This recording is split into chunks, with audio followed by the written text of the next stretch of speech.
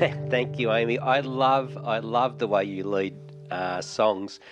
You can drive a guitar. I'd love to hear you on drums. I reckon you'd be really good on drums. But thank you for that. Appreciate it.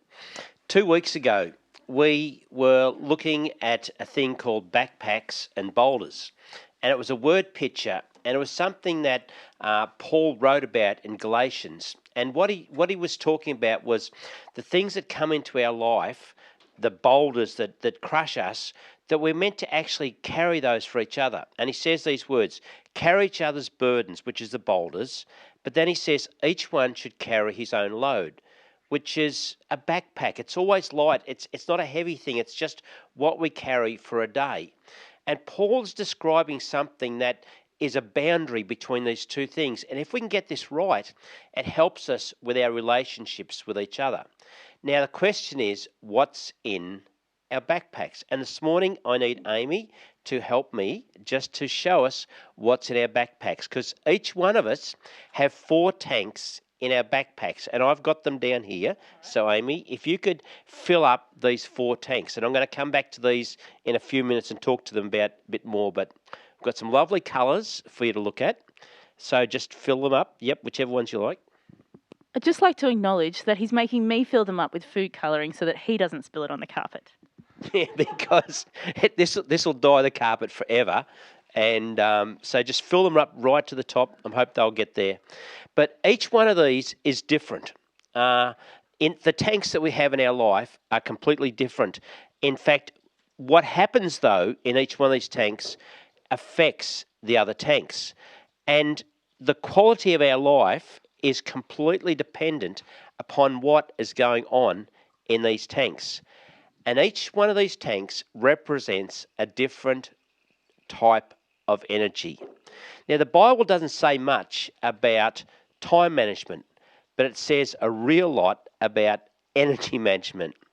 And you can have all the time in the world to do something, but if you don't have the energy to do it, it just won't happen. If you have got to make a difficult phone call and you don't have the energy to do it, it's not going to happen. You'll put it off.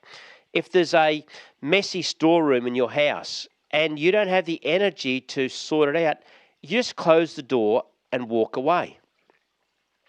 I used to have a little saying: never put off till tomorrow what you can put off till the next day. And I got really good at doing that, but that caused me some grief in life. So I'm sort of reformed, and I don't use that so much as little saying anymore. But life is not so much about time management, but about energy management.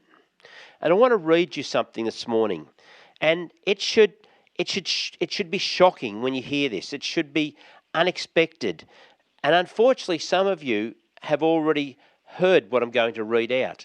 So I would just love you for a moment to try to imagine you're hearing this for the first time. In fact, when you hear this, it's like an extra layer of proof that the Bible narrative about creation is not some made up fable, that it's actually a real story about what happened. So, what I'm going to read to you is found in the second chapter of Genesis, and it starts with this: on the 7th day, God had finished all his work of creation. Now, that's not a literal 24-hour period. That is literally a period of time. The Hebrew word, means a period of time. Is this making too much noise for you, is it? It is leaking. Yes, it's making a noise. So that's okay. That all the technical people in the background go, what's that noise going on? Well, it's just this thing leaking as I'm talking. So you can relax, Jeff. So when Moses is writing this account of Genesis, and he says on the 7th day, that's a distinct period of time. It's not a 24-hour period. It's a distinct period of time. So on the 7th age, on this 7th space of time, God rested from all his work. And it goes on and says, and God blessed the 7th day and declared it holy, because it was a day where he rested from all the work of creation. The all-powerful, almighty God that just spoke the universe into being had a nano nap, poor God, he got all tired out. Well, that's how offensive it should sound. It should sound shocking when you hear that, because when Moses is writing this, it's in a time of the world where every nation would brag on how powerful their God is, that their God was more powerful than other nations. It's like my footy team can beat your footy team. And to hear that Jehovah, the God of Israel, rested after creating this whole world, it's almost like saying he's weak. No one making up a creation story would include that detail. Daniel Andrews definitely wouldn't. And I just want to make a comment, not a political comment, but on a leadership level.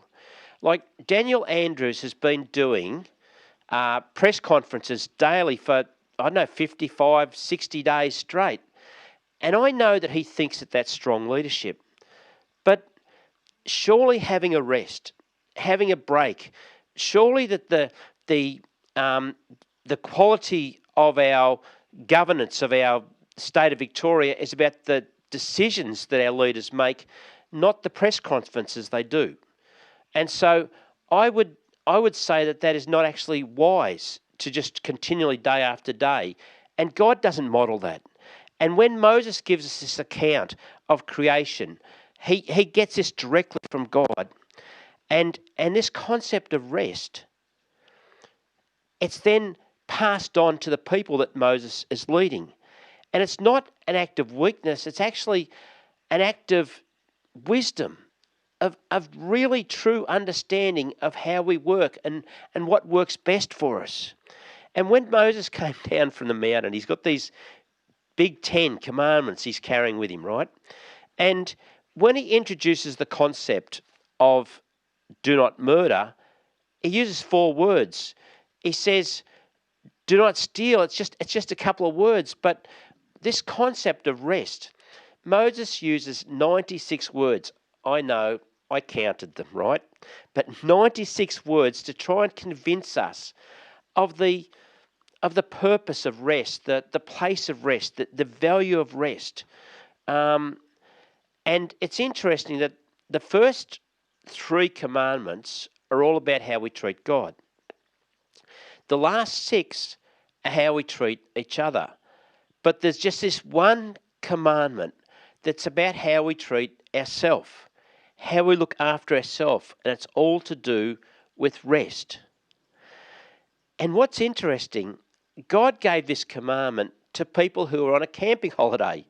They had been working 7 days a week for years as slaves in Egypt, and now they're on a camping holiday, and even on holidays, God's saying there's a place for rest, regular rest. And if we can get this energy management right in our life, we then become the very best version of us in how we treat, how we relate to our family, to our friends, to each other.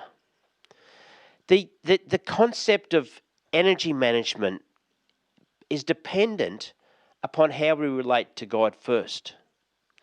What drains me may not drain you. And what energizes... Can we just put the camera down here for a sec, Steve? I've got this person creeping along in front of me. Here she... Just keep creeping. Come on, Amy, just keep going. Keep going. Keep going. Right. Thank you. Thank you. Do you know how hard it is to concentrate when you've got someone crawling along the floor in front of you? Okay, so what energizes me may not energize you. What's funny to me may not be funny to you. But so we all get our energy needs in different ways, and what drains us is different. Like some of you get energized when you're with people. Some of you get drained and just for my wife Coral, just to be by herself, to sit down and watch a movie, to read a book, that's what fills her tanks. No matter how hard we try, you can never get or create more time in your world, in your life, in your week. But we can create more energy. Energy is renewable. It can be regenerated. Some of you get out of bed in the morning and you want to get a big black texture and write out of order across your head and go back to bed. Some of you, you wake up tired, you feel tired all day, and then you get to bed at night and you're wide awake. Some of you think that God gave us sleep just so you can charge your iPhones. We're all different. But the art of energy management is not about sleep. Sleep can be part of it, but that's not what I'm talking about. There's much, much, much more. Different tasks require different amounts of energy. If you do something you hate for 4 hours, you'll feel drained and frustrated at the end of that. But if you do something that you really love and enjoy, even at the end of 8 hours, you can feel energized and fulfilled, which is why I deliberately allow Coral the privilege of mowing our lawns. Because even though she might be physically tired at the end of it, she gets the satisfaction of seeing the lawn mown. And I wouldn't want to rob her of that, right? Now, different tasks don't just require different amounts of energy, they require different types. So on our little tanks here, you'll notice that some of them have got lower than others. And some of them represent different things. They are different types of energy. This here represents emotional energy, physical energy, mental energy. That's our creativity. That's our thoughts that we make decisions through, and obviously our physical energy. And they all leak. Life takes out of us. Life drains us. Things happen to our emotional tank, to our mental tank, to our physical, to our spiritual. Back in January, I became friends with a young farmer over at Corryong, and a 21-year-old guy, and he contacted me about the staghounds that I breed and hunt with, and he had the fires go through. 800 acres of their farm was burnt out in those fires, and he ended up buying a pup from me, and we have become good friends, and then the pup accidentally broke its front leg, and he asked me what we should do, and I gave him advice, and he reached out to me, and he spent nearly $1,000 fixing this pup up.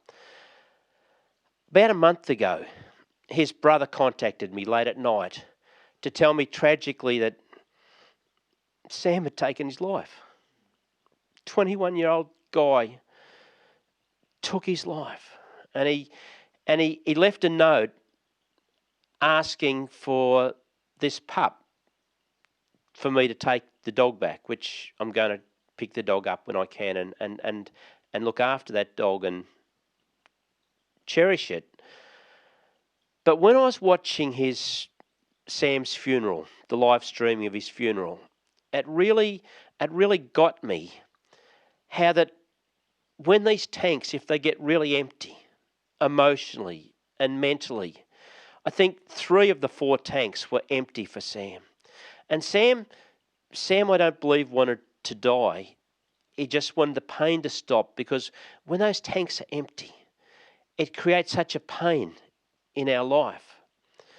And I know that Sam's story is an extreme, but all of us are affected when our tanks get low, when the lights start flashing and the fuel lights going, we're empty. This tank is empty. And knowing what drains you and what sustains you, that helps, but it's not just an equation of energy in and energy out. There's more to it. And I know that there are times in life when you can feel like you're doing too much, that life's almost overwhelming. But in those moments, if you make a decision that is basically to take the pressure off yourself, to take the pain away like Sam did, you'll always make the wrong decisions. Of all the things that we carry in our backpack, there are some things, some responsibilities that only we can carry. And some of those things drain us, and that's okay. Being a dad You are the only one on planet Earth that can be the father to your kids. Doesn't matter what age they are. Doesn't matter if you have very little to do with them. You play a role in their life that no one else can. And even for some of you, I know being a dad has been painful at times. For some of you, it's taken a lot out of you. It's drained you. But do you know what? You can do something for your kids that no one else can do. It's a privilege, it's a responsibility, and it's in your backpack. The work you do, it can drain you at times. The responsibilities you carry. It's okay, though, to have things that drain us. What's important is what we have that nourishes us, that puts energy back into our tanks. That's what matters. I can't find anywhere in my Bible that talks about the need to have an annual holiday. I can find a lot about energy management, but nowhere does God says we need 4 weeks holiday. Now, I know that some people spend the whole year hanging out to go on the trip. They save money. They work all year to be able to get away and have 4 weeks. And it goes so fast, and then you come back to work, and it's like you're back to where you were almost instantly. It's like it never made a difference. And in the New Testament, in the book of Hebrews, there's 2 chapters, chapter 3 and chapter 4, that are all about energy management. And in these chapters, you'll find a funny little word called today. I want to read you one verse that includes this word today in it. It's in chapter 3 and it says, "But encourage one another daily, as long as it's called today, so that none of you will become deceived by sin and hardened against God." People walk away from God because they don't feel encouraged. And that's a role that we all carry. And even with COVID, you can ring someone up, encourage them. You can speak words of encouragement over their life. You can do that for someone else. And in chapter 4, it says, "Today, if you hear his voice, do not harden your hearts. For if Joshua," and Joshua took Israel into the promised land, it says, if Joshua had given them rest, if the law that Moses brought down about not working 1 day a week, if that had worked, the writer of Hebrews says, if the law had worked, if the old covenant worked, he says, God would not have spoken later about another day, about today. And that word today, it's for here and now. It's not a destination. Like when they got to the promised land, they still didn't feel rested. There wasn't rest, not true rest. And it's not a destination rest. It's something we experience through life, and it can be experienced daily. It's about grace. It's not law. And the writer of Hebrews goes on, he says, there remains then a Sabbath rest. And this is not a day, this is a daily, today we can experience this. There's a Sabbath rest for the people of God. For anyone who enters God's rest also rests from his own work, from our own struggle, from our own efforts, our own energies. But there's more to God's rest than just stopping doing something. And that's why it says when we enter God's rest, we also stop the struggle, because we enter not by doing nothing, but through relationship with him. And God modeled that. And the Hebrew writer says, just as God did from his rest, from his work. Now, the word rest includes this concept of celebration. As Aussies, we love celebrating what our sporting heroes, our sporting teams do, but we're not always good at celebrating what each other does. And I think in church life, we aren't always good at celebrating the good things that are happening. Yesterday, our fire recovery team delivered 50 Father's Day cakes with the word Dad written on them and a box of chocolates to 50 dads in the fire-affected area. And they all went out and they drove around and they knocked on doors, and we had permission to do it. And I think that is just so remarkable. And you know what I love about that is that it wasn't my idea. I didn't cook the things. I didn't wrap them up. A team did that, and it was the initiative of people that care, because God cares, and they're reflecting His heart into our community. And I just want to brag on you guys for a moment. You are such a gift to this community and to Redgum, and I'm just so proud of all the things that you do on a weekly and daily basis. Even last night, I got an email from a couple that was so appreciative of what Redgum's been doing, and you're representing us, and I want to thank you for that. I want to celebrate that. The word rest that the writer of Hebrew uses is only found specifically, this word, in these couple of chapters in Hebrews. And it's a word that comes from the same root word as the word, it does sound a bit rude, no, as the word katatismos. And that's a strange Greek word, and just stay with me for a sec. But in Ephesians, when Paul is talking about the whole purpose of the church, the purpose of leadership, the whole function of a church, it's wrongly translated for the equipping of the saints. It should be for the mending. And the word katatismos is a picture of a broken bone, set of bones that are then put in a plaster cast, and they heal because there's an environment for them to heal. And the word rest comes from the same root word that this word mend comes from. And the whole purpose of the church is to heal and restore. It's to heal and restore.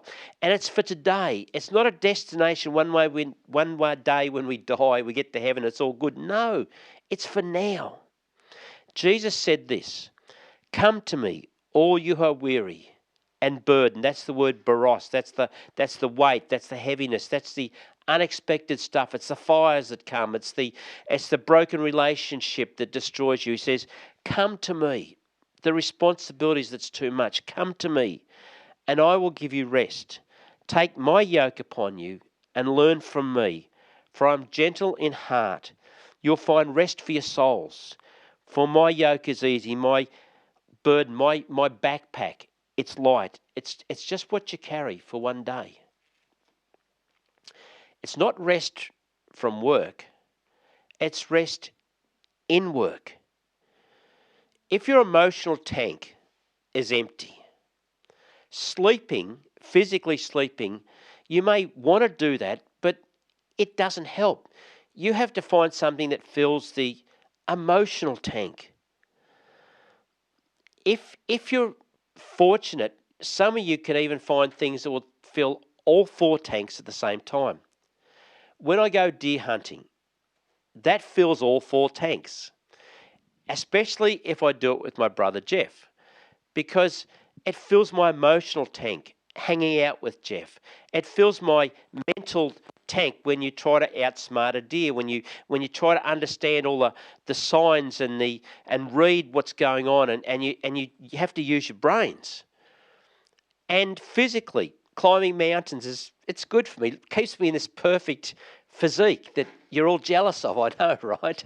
And when you're sitting on a mountain and the sun's setting and you see all the colours changing and you hear the life around you, it fills a spiritual tank in seeing what God has done.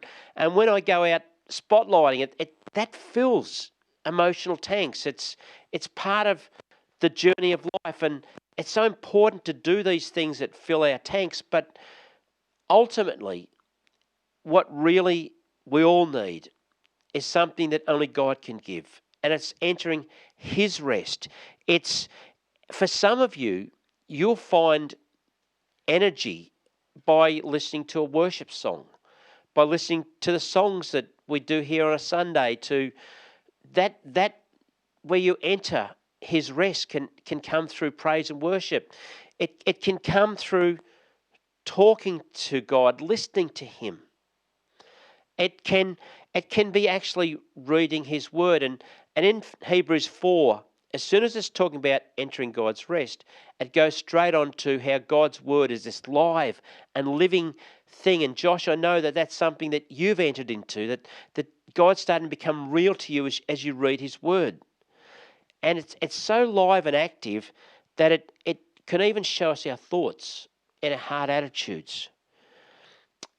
Entering God's rest can include God's peace. And our friend Jeffrey in Tasmania there, he will tell you the difference between living in God's peace and when you don't have peace, when you feel tormented. Serving others, using your gift to minister to others can energize you. I know the role that Ali's been playing in the fire recovery. It fills her tanks, and she's really good at it. And it's God's gift upon her life. And I'm just so thankful that ministry is meant to energize us, not to drain us. If it's draining you, you're doing something not God's way. I want to finish with a story. A number of years ago when we were in Sydney, in the church that we started, we had a season when we had a lot of people leave for different reasons. Families leave. And we were going along okay. And then a family that was part of our leadership team, our board members, who they took turns in preaching and leading worship. And we were doing life with this family. And we, even I did a trip down to Bairnsdale, and the husband came with me, and he met my mum and dad, and we stayed, and we went up the bush, and we did things together. And they came to me one Sunday after church and said, Lex, we love you. We love Coral. We love this church, but for the sake of our 3 kids, we're going to go to the large Hillsong church that was only 10 minutes away, and because they've got a large youth group there, and we're going to go there, so I'm sorry, but we're gone. And I was devastated. My emotional tank was just drained, like someone just pulled the plug out. And I thought, how do we keep going? How do we keep going? And the next morning, I can remember I was outside and I was talking to God, and I just said, God, I need something from you. I can't keep going.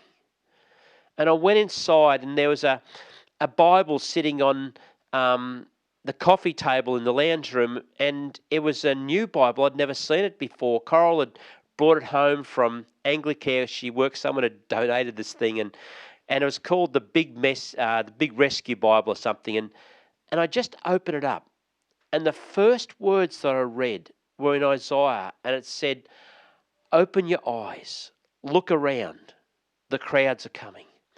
And as I read that, I felt God speaking directly into my life. And the energy that brought kept me going for the next 3 or 4 years. And I saw our church turn around. And by the time we left Sydney, we had a worship team that anyone would be jealous for. We had gifted people in so many areas. And leaving that church was so hard because God had brought amazing people into our world. And that began with a promise. And if you'll allow God to speak into your life, He will put energy in your tanks when you can't even imagine how, because that's what God can do. So I just encourage you to reach out to Him, to enter His rest, because He has it.